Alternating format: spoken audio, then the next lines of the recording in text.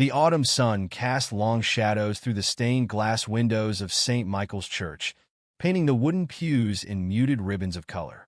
The small village of Serra Nova had gathered on this crisp morning to bid farewell to João Santos, a man whose presence had been as constant as the ancient bell tower that watched over their community. The church, usually alive with whispered prayers and quiet contemplation, held a different kind of silence today, the heavy stillness that comes with collective grief. Father Miguel stood at the pulpit, his weathered hands gripping its edges as he surveyed the congregation. His voice, practiced in delivering both comfort and authority, carried through the sacred space with measured cadence. We gather today to remember João Santos, a pillar of our community, whose life touched us all in countless ways. In the front row, a German shepherd named Max lay at attention, his brown eyes fixed on João's casket. The dog had been João's constant companion for the past 8 years, a faithful shadow that had followed him through the winding streets of Serra Nova, from his morning visits to the local cafe to his evening walks along the river. Now, Max seemed to understand the gravity of the moment, his usual energetic demeanor replaced by a solemn stillness that mirrored the mood of the mourners. The service proceeded with the familiar rhythm of Catholic tradition. Prayers offered, hymns sung, memories shared. Elderly women dabbed at their eyes with embroidered handkerchiefs, while weather-worn farmers stood with heads bowed, their Sunday best looking stiff and uncomfortable on their usually casual frames. The air was thick with incense and the subtle perfume of the white lilies that adorned the altar. It was during the eulogy that everything changed. The heavy wooden doors at the back of the church creaked open, drawing a few curious glances from the congregation. A stranger stepped inside, tall, well-dressed, with silver threading through his dark hair at the temples. He moved with quiet confidence, selecting a seat near the back of the church. In any other circumstance, his entrance might have gone unremarked, just another mourner paying his respects. But Max's reaction was immediate and explosive. The dog's head snapped up, ears forward, body tensing like a coiled spring. A low growl rumbled in his chest, building quickly into sharp, aggressive barks that shattered the reverent atmosphere. The sound bounced off the stone walls, filling the sacred space with echoes of warning and threat. "Mox, quiet!" Father Miguel's stern command cut through the chaos, but the dog paid no attention. Instead, Max rose to his feet, hackles raised, eyes locked on the stranger who had just entered. The barking grew more intense, more urgent, as if Max was trying to communicate something of vital importance to the assembled mourners. The stranger's response was perhaps the most surprising element of all. Where others might have recoiled from the aggressive display, he remained perfectly still, his expression one of thoughtful curiosity. His eyes, a striking shade of green that seemed to catch and hold the colored light from the windows, met Max's unflinching gaze. Maria Oliveira, who had been sitting closest to Max, tried to grab his collar, but the dog shrugged off her attempt at restraint. His barks took on a different quality now, not just aggressive, but almost pleading, as if he were trying to alert everyone to something they couldn't see. Father Miguel's face had grown red with embarrassment and frustration. "Perhaps someone could remove the dog," he suggested, his usual smooth delivery cracking slightly around the edges. But before anyone could act on his request, the stranger did something unexpected. He stood slowly, deliberately, and began walking down the center aisle toward Max. The dog's barking reached a fever pitch, yet the man's steps never faltered. The congregation watched in silence as he approached, some half rising from their seats, uncertain whether they should intervene. When he was about 10 feet from Max, the stranger stopped. With fluid grace, he lowered himself to one knee, bringing himself to eye level with the agitated dog. Then, in a voice just loud enough to carry in the hushed church, he spoke. "You knew him well, didn't you, boy?" The words seemed to catch Max off guard. His barking stuttered, then ceased, though a low growl still rumbled in his chest. The stranger remained perfectly still, one hand extended slightly, palm up, not reaching, just offering. "You were his protector," the man continued, his voice gentle, but carrying an undercurrent of something deeper, something that made several of the mourners exchange uneasy glances. And you're still trying to protect him, aren't you? Max's growl faded to a whine, his ears flicking back and forth in confusion. The stranger's presence seemed to both disturb and intrigue him, creating a visible conflict in the dog's behavior. The tension in the church was palpable, every person present aware that they were witnessing something significant, even if they didn't understand what it was. Father Miguel cleared his throat, clearly attempting to regain control of the situation. "Sir, perhaps we should continue with the service." But his words trailed off as the stranger rose smoothly to his feet, turning to face the priest with that same calm, measuring gaze. "Of course, Father.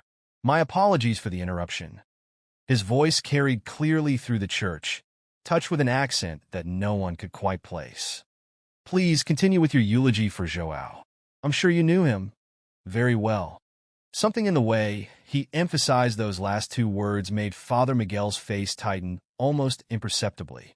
The priest's hands, still resting on the pulpit, shifted their grip, knuckles widening slightly before he forced them to relax. The stranger returned to his seat, but the atmosphere in the church had fundamentally changed. The sacred silence that had preceded his arrival was replaced by something more charged, more alert. Max had settled back down, but his eyes never left the stranger, and his ears remained pricked forward, waiting. As Father Miguel resumed the eulogy, his words seemed to carry less weight than before, as if the stranger's presence had somehow altered the very air through which they traveled. The mourners found their attention divided, stealing glances between the priest, the mysterious newcomer, and the dog who had raised such an alarm at his arrival. In the front pew, elderly Rosa Santos, Joao's sister, clutched her rosary tighter and whispered a prayer, not for her brother's soul this time, but for protection from whatever storm she sensed gathering in their small village's horizon. She had known Joao better than anyone, and she recognized the look in Max's eyes. It was the same look the dog had worn the night before Joao's death, when he had stood at the window barking into the darkness, trying to warn them of something only he could sense. The service continued, but beneath the formal rituals and prescribed prayers, a current of unease had taken hold. The stranger's arrival and Max's reaction had cracked the veneer of ordinary grief, revealing glimpses of something darker lurking beneath the surface. As the mourners watched Father Miguel lead them through the familiar motions of farewell, many found themselves wondering what secrets Joao Santos might have taken to his grave, and what Max was trying so desperately to tell them. The autumn sun continued its arc across the sky, and the colored light from the windows shifted, creating new patterns on the church floor. But now these beautiful plays of light seemed less like divine decoration and more like nature's warning signs, painting the scene in shades of caution and mystery. In the back of the church, the stranger sat motionless, his green eyes RFL, acting the dancing colors, while at the front, Max maintained his vigilant watch, both of them sentinels of some truth yet to be revealed. As shadows lengthened across the church floor, the colored light took on deeper hues of crimson and amber, casting an almost blood-like tinge across Joao's casket. The stranger hadn't moved from his position, his stillness almost supernatural in its completeness. Only his eyes showed life, tracking every subtle movement in the church with the precision of a chess master studying his opponent's pieces. Father Miguel's voice had grown hoarse from the extended service, his words now carrying a slight tremor that hadn't been present at the start. Whether from fatigue or something else, none could say, but the change was noticeable enough that several of the older parishioners exchanged knowing glances. Senora Martinez, who had served as the church's secretary for over 3 decades, found herself unconsciously gripping her hymnal tighter, her arthritic fingers turning white at the knuckles. Max's posture had shifted subtly throughout the service. While his initial explosive reaction had subsided, the German shepherd maintained a strange vigil, his body oriented toward the stranger, but his head turned slightly toward Father Miguel, as if he were monitoring both men simultaneously. Every few minutes, his ears would twitch at some sound only he could hear, and a low rumble would start in his chest, only to fade away like distant thunder. The stranger finally broke his stillness, reaching into his suit jacket with deliberate slowness. The movement caused Max to rise halfway, his muscles tensing visibly beneath his fur. But the man simply withdrew a handkerchief, pristine white, with an embroidered edge that caught the fading light. As he dabbed at his forehead, several mourners noticed an unusual detail, a small symbol stitched into the corner of the cloth, looking almost like a key crossed with a cross. Rosa Santos, still clutching her rosary, found her mind wandering to the last conversation she'd had with her brother. It had been 3 days before his death, over coffee in his small kitchen. João had been agitated, shuffling through papers spread across the table, speaking in half-sentences about evidence and responsibility. When she'd pressed him for details, he'd simply shaken his head and said, "Some secrets, Rosa, are like venomous snakes. You don't want to grab them unless you're absolutely sure you can handle the bite." Now, watching the interplay between Max, the stranger, and Father Miguel, Rosa felt those words take on new weight. Her brother had always been methodical, careful, a man who measured his words as precisely as he'd measured the wood in his carpenter's shop. If he'd been worried enough to speak even that cryptically, what dangers had he discovered? The service began drawing to a close, but the usual sense of resolution that accompanied final prayers was notably absent. Instead, the atmosphere grew heavier, more charged, as if the church itself were holding its breath. The stranger's presence seemed to have altered not just the mood, but the very fabric of their small community's reality. Nothing felt quite right. The angles of the pews seemed slightly off, the familiar faces of neighbors looked somehow foreign, and even the air felt thick with unspoken questions. Father Miguel's final blessing came out rushed, almost stumbling over the Latin phrases he'd spoken thousands of times before. His eyes kept darting between Max and the stranger, his usual commanding presence diminished by some invisible weight. As he stepped down from the pulpit, his foot caught slightly on the bottom step, a small stumble that under normal circumstances would have gone unremarked, but today seemed laden with significance. The stranger rose as the congregation began to stir, but instead of moving toward the exit, he remained in place, effectively forcing everyone who wished to leave to pass by him. One by one, the villagers filed past, some nodding politely, others averting their eyes. Each person who passed seemed to carry away a small piece of the tension, like static electricity transferring from body to body.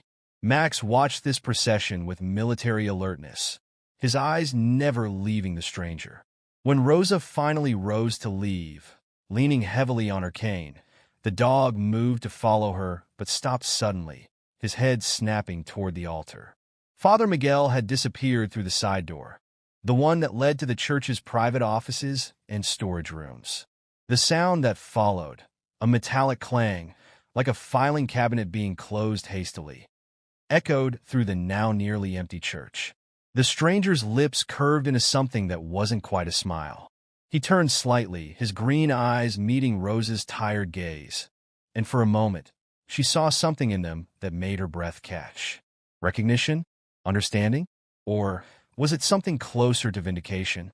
Before she could process the moment, he had turned away, moving with that same fluid grace toward the side door where Father Miguel had vanished. Max's reaction was immediate but different from his earlier outburst.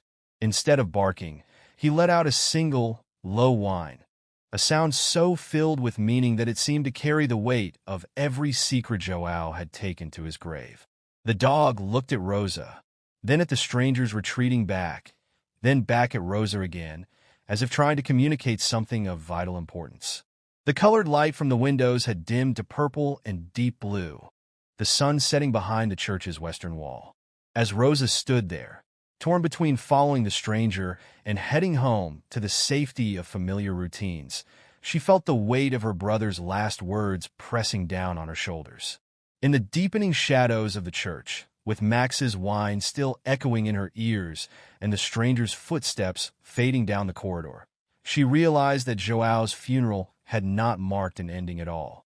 It was, instead, the beginning of something far more complex and dangerous than anyone in Serra Nova could have imagined. The venomous snake her brother had spoken of was stirring, and soon they would all have to decide whether to run from it or face its bite. As this realization settled over her, Rosa did something she hadn't done since she was a young girl. She reached down and placed her hand on Max's head, seeking comfort from the animal's steady presence. The dog leaned into her touch, his fur warm and real against her palm, but his eyes remained fixed on the door through which the stranger had disappeared. In the distance, they could hear footsteps echoing off stone walls, moving deeper into the church's shadowy interior. Each step seemed to carry them all further from the simple, predictable world they had known that morning, and closer to whatever dark truth had brought the stranger to their door.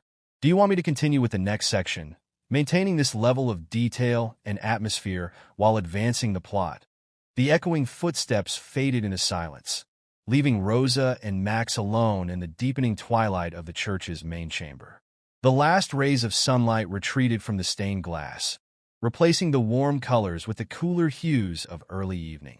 A decision weighed heavy in the air, one that would ripple through Serra Nova like stones cast into still water. Max's muscles tensed beneath Rosa's hand, and without warning, he began moving forward, gently but insistently pulling her toward the side door. His previous agitation had transformed into something more purposeful, each step measured and deliberate. Rosa found herself following, her cane tapping softly against the stone floor, creating a rhythm that seemed to echo the beating of her anxious heart. The side corridor was darker than the main church, illuminated only by small, high windows that let in thin strips of the fading daylight. The air here as different, cooler, heavy with the scent of old books, candle wax, and something else that Rosa couldn't quite identify. It reminded her of the smell in Joao's workshop when he would sand down old wood, revealing the secrets hidden beneath years of varnish and wear. As they moved deeper into the church's private spaces, Rosa became aware of voices, not clearly audible, but present enough to create a tension in the air. Max's ears swiveled forward, his pace quickening slightly. The voices grew louder as they approached Father Miguel's office, becoming clear enough to distinguish words and tones. "You have no right to be here." Father Miguel's voice, usually so controlled and authoritative, carried an edge of panic that Rosa had never heard before. "This is a house of God, and you are trespassing on sacred ground." The stranger's response came in that same measured tone he had used with Max, but now it carried an undertone of steel. "Sacred ground, Father? Is that what you call it?" I wonder if Joao would agree with that assessment. Rosa and Max had reached the corner just before Father Miguel's office. The door stood slightly ajar, spilling a thin line of lamplight into the corridor. Through the gap, Rosa could see shadows moving across the wall. Two figures engaged in what appeared to be a tense confrontation. Joao was... Father Miguel's voice faltered. Joao was confused in his final days. "Whatever he may have told you." "He told me nothing," the stranger interrupted, and Rosa heard the soft sound of footsteps moving across the office floor. "But he left behind everything I needed to know. You see, Father, some secrets leave traces, like fingerprints on a chalice, or numbers in a ledger that don't quite add up." The silence that followed was heavy with implication. Rosa found herself holding her breath, her free hand pressed against the cool stone wall for support. Max stood perfectly still beside her, his attention fixed on the partially open door. "I don't know who you think you are," Father Miguel began, his voice rising slightly. "But if you're implying—" "Eduardo," the stranger said simply. "My name is Eduardo Ribeiro, and I'm an investigator with the Diocese Financial Oversight Committee." A pause, followed by the sound of papers being shifted. "Though I suspect you already knew that, didn't you, Father? Just as you knew why I would eventually come to Serra Nova." The sharp intake of breath from Father Miguel was audible even in the corridor. Rosa felt her world tilt slightly. The Diocese Financial Oversight Committee? Joao had mentioned something about church finances in those final days, muttering about numbers and patterns while shuffling through his papers. At the time, she had attributed his concern to the general anxiety that had marked his last weeks of life. "Those records are private church matters," Father Miguel said, his voice taking on a dangerous edge. "You have no authority to—" "But I do," Eduardo cut in smoothly. "Just as Joao had the authority as church treasurer to review the books. Tell me, Father, what did he find in those numbers? What was it that made him start asking questions?" Questions that perhaps became inconvenient. The sound that followed was sharp and sudden. Something heavy hitting wood, perhaps a hand slamming down on a desk. Max's growl returned, low and warning, and Rosa had to tighten her grip on his fur to keep him from charging into the office. "You dare to insinuate?" Father Miguel's voice shook with either rage or fear. Rosa couldn't tell which. "Joao was my friend. His death was a tragedy, a terrible accident." "Was it?" Eduardo's voice had grown softer, more dangerous. "The same kind of accident that befell the previous treasurer in Puerto Verde? Or the accountant in São Miguel who noticed similar discrepancies in their parish books?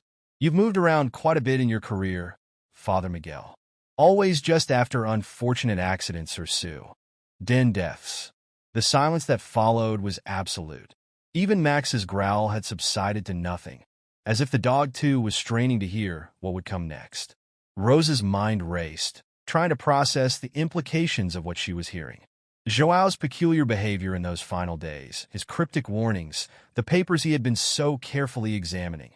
It all began to take on a horrifying new context.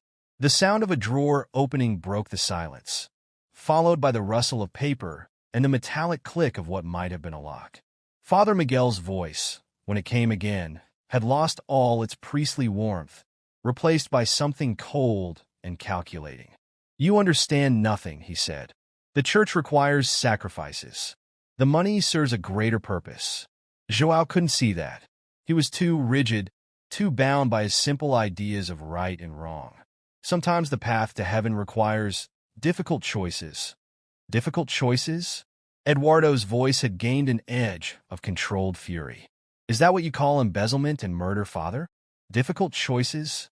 The word murder seemed to hang in the air like smoke, heavy and choking. Rosa felt her knees weaken, and she leaned more heavily against the wall.